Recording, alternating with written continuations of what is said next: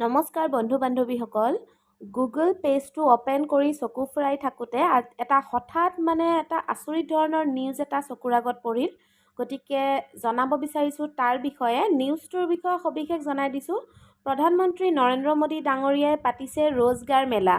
গতিকে এনেকুৱা ধৰণৰ এটা নিউজ আপুনিও জানে নে নাজানে বা দেখিছে নে নাই দেখা তাকেই ভাবি পেলাই মই ভাবিলোঁ যে আপোনাকো জনাই দিওঁ কি হয়নো এই ৰোজগাৰ মেলা আহকচোন ভিডিঅ'টো আৰম্ভ কৰোঁ আৰু যদি চেনেলটো নতুনকৈ আহিছে তেতিয়াহ'লে চেনেলটো সাবস্ক্ৰাইব কৰিব যিকোনো ধৰণৰ চৰকাৰী চাকৰিৰ বিষয়ে যদি খবৰ পায় এই চেনেলটোত আপোনালোকে আপডেট পাই থাকিব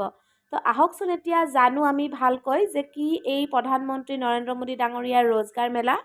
ইয়াতে দিছে চাওক ৰোজগাৰ মেলা আজি দেশজুৰি ৪৫টা স্থানত অনুষ্ঠিত হৈছে ৰোজগাৰ মেলা প্ৰধানমন্ত্ৰী মোদীয়ে ৭১,০০০ যুৱক যুৱতীক প্ৰদান কৰিব নিযুক্তি পত্ৰ আজি ৰোজগাৰ মেলাত প্ৰধানমন্ত্ৰী নৰেন্দ্ৰ মোদীয়ে প্ৰায় ৭১,০০০ নৱনিযুক্ত কৰ্মীক নিযুক্তি পত্ৰ প্ৰদান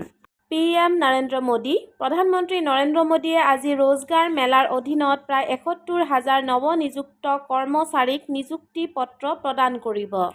কেন্দ্ৰীয় চৰকাৰৰ বিভিন্ন বিভাগৰ লগতে ৰাজ্য চৰকাৰ আৰু কেন্দ্ৰীয় শাসিত অঞ্চলতো এই নিযুক্তি পত্ৰ প্ৰদান কৰা হৈছে প্ৰধানমন্ত্ৰী কাৰ্যালয়ে জাৰি কৰা এক বিবৃতি অনুসৰি এই উপলক্ষে প্ৰধানমন্ত্ৰী মোদীয়েও এই নৱনিযুক্ত কৰ্মীসকলক সম্বোধন কৰিব প্ৰধানমন্ত্ৰী নৰেন্দ্ৰ মোদীয়ে ১৬ মে'ৰ পুৱা 10:30 বজাত ভিডিঅ' কনফাৰেন্সৰ জৰিয়তে প্ৰায় ৭১,০০০ নিযুক্তি পত্ৰ বিতৰণ কৰিব বুলি বিবৃতিটোত উল্লেখ কৰে সমগ্ৰ দেশৰ ৪৫টা স্থানত আয়োজন কৰা হৈছে এই ৰোজগাৰ মেলা দেশৰ বিভিন্ন প্ৰান্তৰ পৰা নিৰ্বাচিত এই নতুন কৰ্মীসকলে ভাৰত চৰকাৰৰ অধীনত বিভিন্ন পদত কাৰ্যনিৰ্বাহ কৰিব এই নতুন নিযুক্তিসমূহ কেন্দ্ৰীয় চৰকাৰৰ লগতে ৰাজ্য চৰকাৰৰ বিভিন্ন বিভাগ আৰু মন্ত্ৰালয়ত ডাক পৰিদৰ্শক বাণিজ্যিক সহ টিকট কেৰাণী কনিষ্ঠ কেৰাণী সহ টাইপিষ্ট কনিষ্ঠ একাউণ্ট কেৰাণী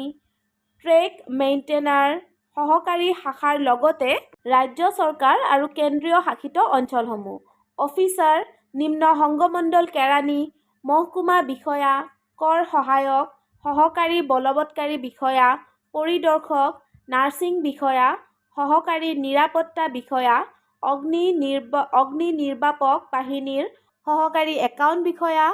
সংগমণ্ডল একাউণ্টেণ্ট নিৰীক্ষক কনিষ্টবল মুখ্য কনিষ্টবল সহকাৰী কমাণ্ডেণ্ট অধ্যক্ষ পদসমূহত প্ৰশিক্ষিত স্নাতক শিক্ষক সহকাৰী পঞ্জীয়ক সহকাৰী অধ্যাপক আদি থাকিব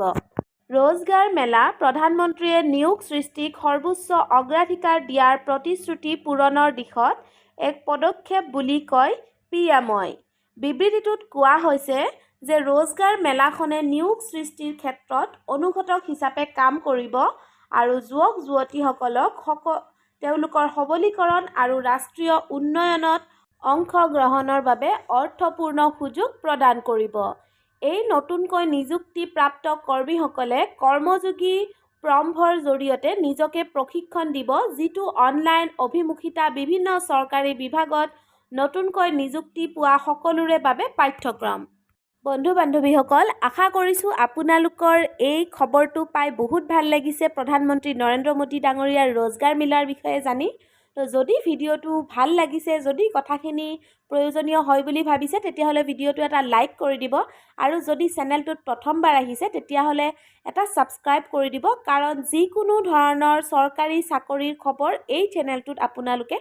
চেনেলটোৰ জৰিয়তে আপোনালোকে পাই থাকিব সকলো ধৰণৰ খবৰ গতিকে বন্ধু বান্ধৱীসকল ভিডিঅ'টো শেষলৈ চোৱাৰ বাবে বহুত বহুত ধন্যবাদ